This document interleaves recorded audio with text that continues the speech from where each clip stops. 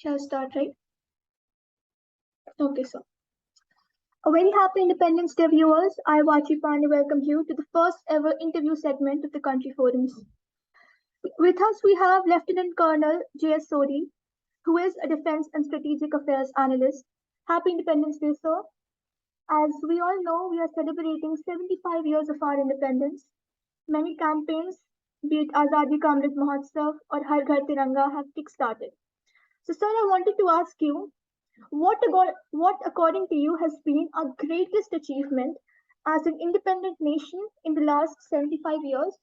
Like the two greatest things that happened in the 75 years. Yes, sir. Jai Hind, Vachi ji. It's my honor to be on your channel. Firstly, Thank you, I would like to wish you and your viewers a very happy Independence Day and Azadi Ka Amrit Mahotsav. Thank you, Today sir. is a very pious day for all Indians because it was this day in 1947, due to the efforts of many of our forefathers who were freedom fighters, some of them who gave their life and limbs just to make our country independent. There can be no sacred and pious day than today for our nation.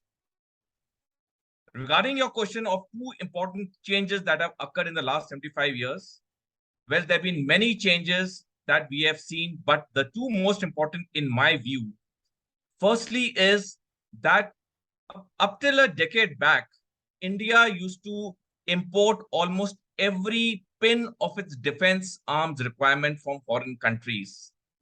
In 8 years, ever since Prime Minister Narendra Modi became the Prime Minister for the first time, he gave the vision of Atmanirbhar Bharat and Make in India initiative. As a result, today, it is a matter of pride for every Indian that India is among the top 25 arms exporting nations. We sell arms to 84 countries the world over.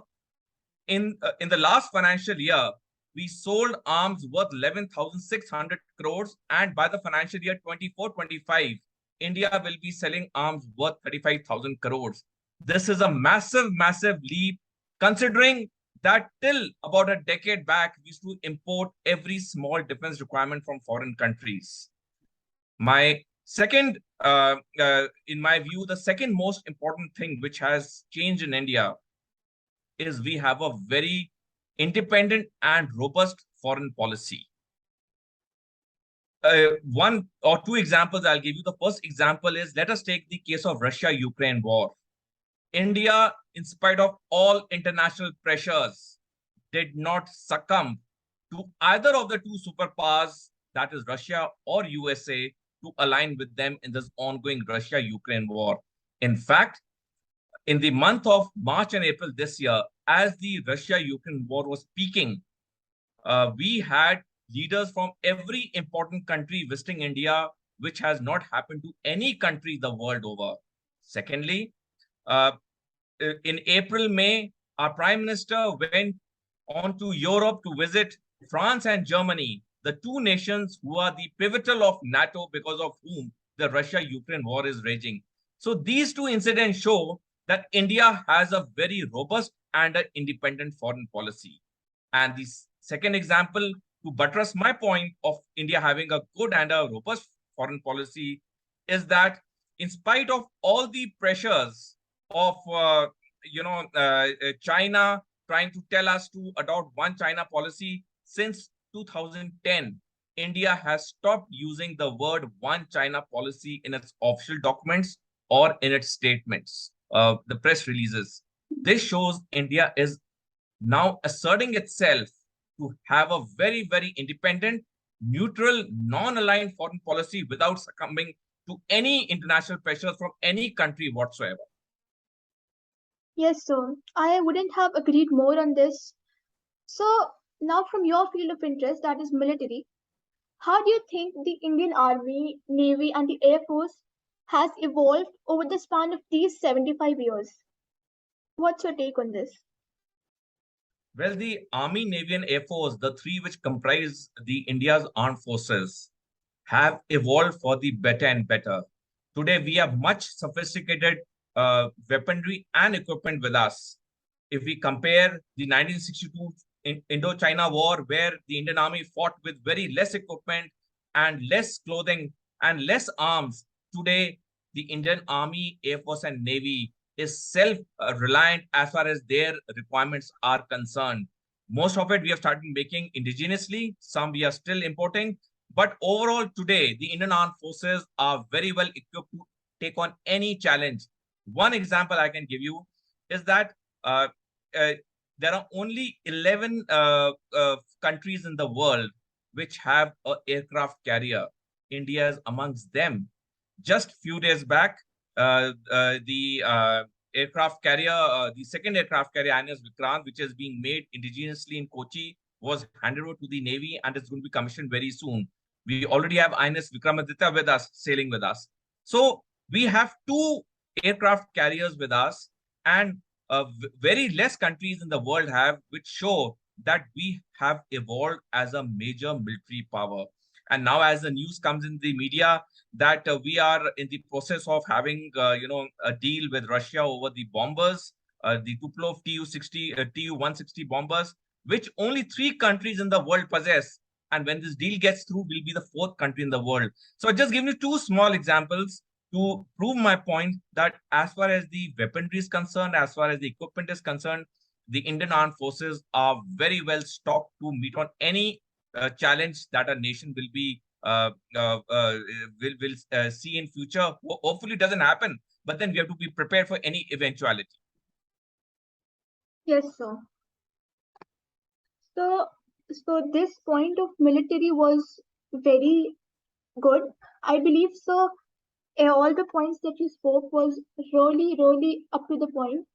And so with that, on this pious event of Independence Day, I would like you to give a message to the younger generation, to the generation similar to us, who will be soon running this country.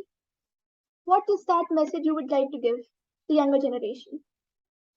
To the younger generation, I would like to say that have a dream in life, do well in life, study hard, play harder, party harder, but at the same time, never lose goal of the focus of your life, of the ambition of your life.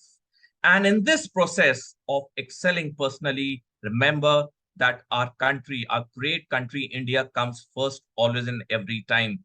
There's this famous quote by John F. Kennedy who said, ask not what the country's done for you, ask what you have done for the country.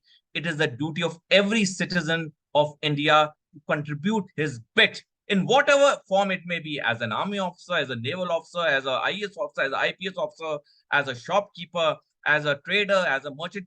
Every Indian contributes in his or her way in making India great. And this is what I would exhort the younger generation, that have a focused goal, keep your country always above everything else, be a good citizen, abide with the laws, and I'm sure that, like our Honorable Prime Minister said today from the Red Forts in his Independence Day address, another 25 years, India will be a developed nation. Yes, sir. That's so correct.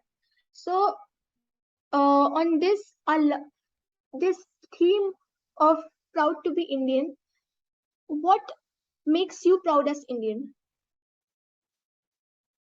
Well, I consider myself very privileged and honored to have been born in this great country. And if in my next birth, God asks me, which country would you like to be born again? Unflinchingly, unhesitatingly, I will say India and only India. There's everything which makes me feel proud of this great nation. I am most comfortable in this nation because this is my motherland. In spite of all the diversity, we have so much of unity. We have a good culture. We have good customs. We are always helping each other in the times of crisis or trouble. One small example I will give you about this. Look at China. There are 195 countries in the world, out of which 193 countries are members of the United Nations. China has given loan to 166 nations, out of which 40 nations have crumbled financially. Whether we take the case of Sri Lanka, Pakistan, Nepal, Bangladesh are on the verge of collapsing. Look at India. India has helped many countries, but India doesn't have a predatory policies. It helps because we generally want to help, because in our culture, in our customs, we are always taught to help people whenever they're in need. And this is the reason that is propelling India as a superpower. Officially, India may not be a superpower today, but unofficially, India is a superpower. There is no country the world over which does not look at India with great respect. Even our enemy country, China and Pakistan, are afraid of us because they have seen how India has evolved as a major power, as a force to reckon with. Thank you, sir. This interview was wonderful. Thank you for joining with us. Thank you, sir. Thank you, Achiji.